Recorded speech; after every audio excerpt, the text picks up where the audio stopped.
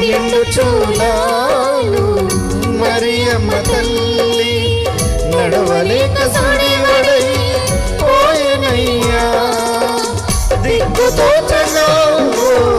యేసయ్యా పశుల పాకలో ప్రసవించనయ్యా ఎంత దీనాతి దీనమో ఎంత దీనాతి దీనమో ఓ యేసయ్యా నీ జననమెంత దయనీయమో తలచుకుంటే నా గుండె తడబడి కరిగి కరిగి నీ